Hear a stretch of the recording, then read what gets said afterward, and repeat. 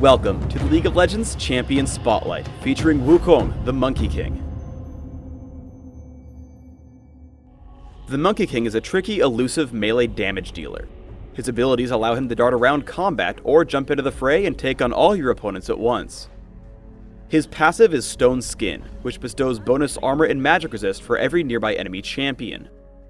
Crushing Blow causes your next attack to deal bonus damage and lower the armor of whomever you hit. Activating this ability resets your attack timer, so try to use it immediately after landing a normal attack. Decoy leaves behind a copy of yourself while you turn invisible. After a brief delay, the decoy damages all nearby enemies and your stealth ends. Using Decoy looks almost identical to simply pressing S to stop, which can give you a lot of interesting tricks. Nimbus Strike causes you and 2 clones of yourself to leap toward and damage up to 3 enemies in a target area. Immediately after leaping, you gain bonus attack speed for a short time. Cyclone is Monkey King's ultimate. Cyclone gives you bonus movement speed and damages nearby enemies for a few seconds. Any enemies hit by Cyclone are also knocked into the air, but only once per ability cast. Early game harassment with Nimbus Strike can really set you ahead, especially against slow mages.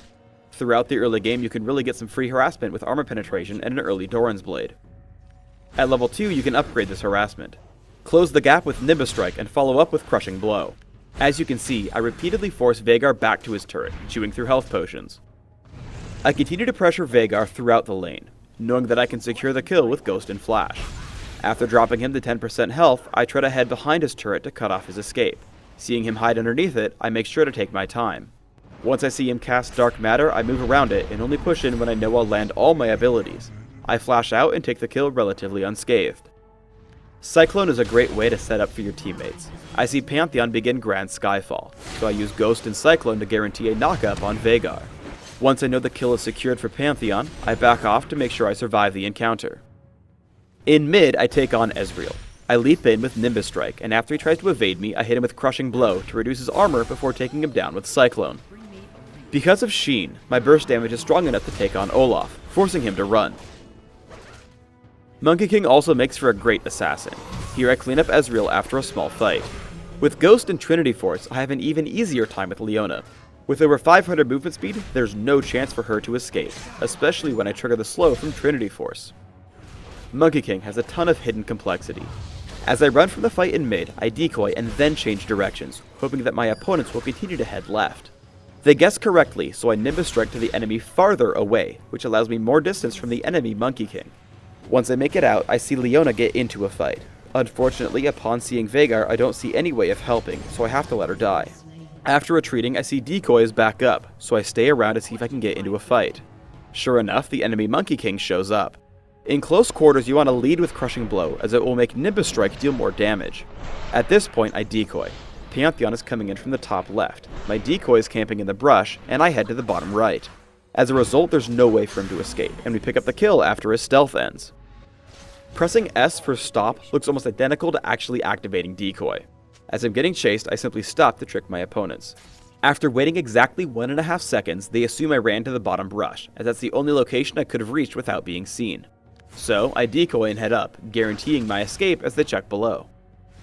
We get into a large team fight in mid. Immediately I head for Olaf to try to save my teammate. As I chase, I can't quite get into range for Nimbus Strike. However, I know it will target multiple enemies, so I jump to Ezreal and the resulting clones kill Olaf for me. I chase Ezreal with Cyclone and lead him to knock out Veigar and to wait for his Arcane Shift. As I Nimbus Strike Veigar, a perfectly timed flash allows him to escape me. Turning to Leona, I use a couple of small tricks and optimizations.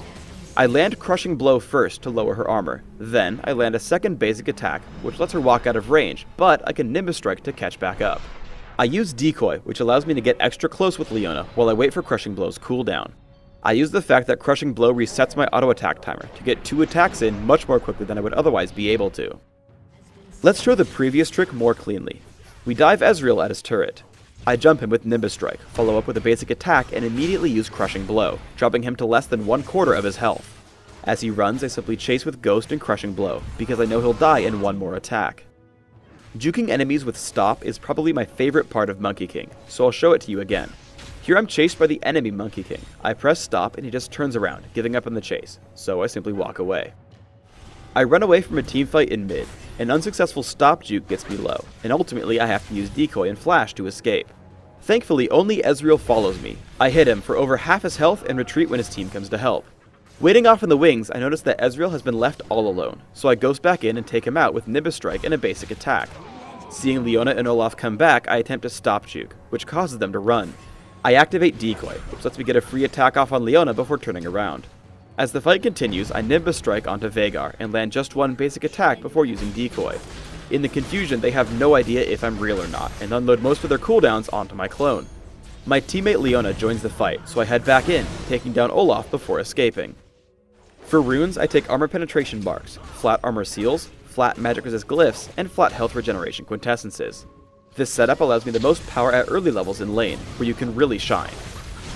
My masteries are 0-21-9 with Ghost and Flash, allowing me to play extremely aggressively in lane, shrugging off most of the enemy minion damage. I take 2 points in Crushing Blow early, getting a single early point in Decoy and maxing Nimbus Strike first, going back to Crushing Blow after. My goal is to have the same cooldowns on Crushing Blow and Nimbus Strike. Nimbus Strike gains more damage per level up, so this level order gives me the best harassment. For items, I take a Doran's Blade to start, almost always heading immediately to Mercury Treads, followed by Trinity Force. Beyond that, I choose to build him a bit tanky, but you can find a build that works for you. In the Spotlight, I built Atma's Impaler, Force of Nature, Blast Whisper, and Bloodthirster. Thanks for tuning in to the Wukong Champion Spotlight. Please subscribe to the Riot Games YouTube channel and leave us your comments below.